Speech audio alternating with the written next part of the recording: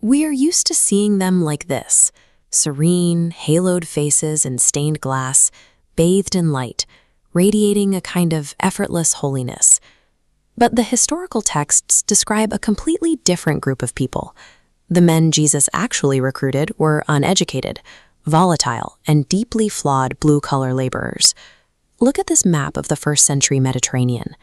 The goal was to build a movement starting from a single point in Jerusalem that would outlast the Roman Empire and spread across the globe. To pull that off, you would expect a recruitment strategy targeting the wealthy scholars and the religious elite of the day. Instead, after spending a solitary night praying on a mountain path, Jesus bypassed the establishment entirely to pick 12 completely ordinary guys, which presents a strange paradox. Why would the architect of Christianity intentionally leave the survival of his legacy to a group of men who were entirely unqualified for the job? The actual roster proves the point. Take the brothers James and John. Jesus nicknamed them the Sons of Thunder, and it wasn't a compliment about their speaking voices. It was a warning about their temper. When a Samaritan village refused to welcome them, their immediate reaction was to ask Jesus if they should call down literal fire from heaven to burn the place to the ground. They had plenty of passion, but absolutely zero restraint. On the opposite end of the spectrum, you had Philip. He was the group's administrator, a pragmatic, numbers-driven guy who struggled to see beyond raw data. Jesus tested this trait right here in the text. Faced with 5,000 starving people, Jesus asks Philip how to feed everyone. Philip immediately crunches the numbers, replying half a year's wages wouldn't buy a single bite. He knew too much arithmetic to be adventurous. You have explosive anger in James and John and a total lack of imagination in Philip. In any normal startup or political campaign, these exact human limitations cause the organization to implode before it ever gets off the ground. Then there are the recruits who actively resisted the idea to begin with. Take Nathanael. He was defined by a deep-seated skepticism and outright prejudice. When Philip first runs up to him to announce they found the Messiah from Nazareth, Nathanael literally scoffs. His documented historical response is, "Can anything good come out of Nazareth?" And if Nathanael was a cynic, Matthew was a certified pariah. He was a tax collector.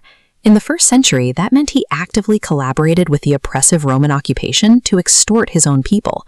Collecting these silver Roman coins made him wealthy, but it also made him a traitor with a reputation for systemic dishonesty. The religious leaders of the era demanded perfect pedigrees and flawless adherence to the law before they would take on a student. Jesus operated completely differently, offering patient, highly personalized mentorship to the people society had already discarded. By drafting blue-collar workers, hotheads, cynics, and traitors, Jesus ensured that his inner circle possessed zero societal leverage.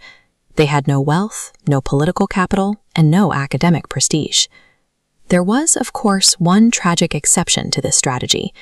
Judas Iscariot was the only disciple who refused to let go of his expectations for a literal, material kingdom.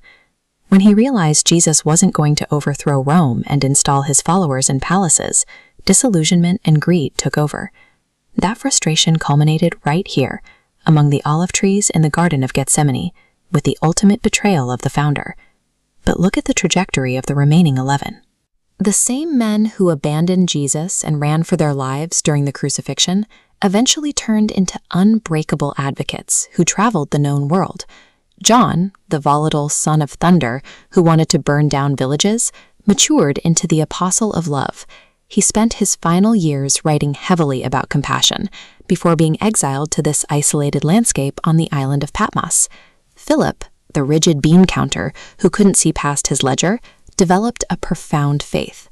His commitment carried him all the way to Asia Minor, where he was ultimately executed for his beliefs, buried beneath the heavy stone architecture of this tomb in Hierapolis.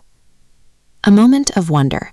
Millennia after their deaths, the physical legacy of these deeply flawed men still anchors our modern world, enshrined in places like the ornate altar of the Basilica Sancti Apostoli, which reveals the strategic genius of building an anti-dream team.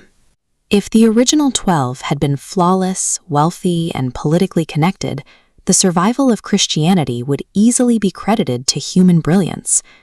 By deliberately choosing the weak, the volatile, and the ordinary, Their eventual success proved that the power driving them was entirely divine.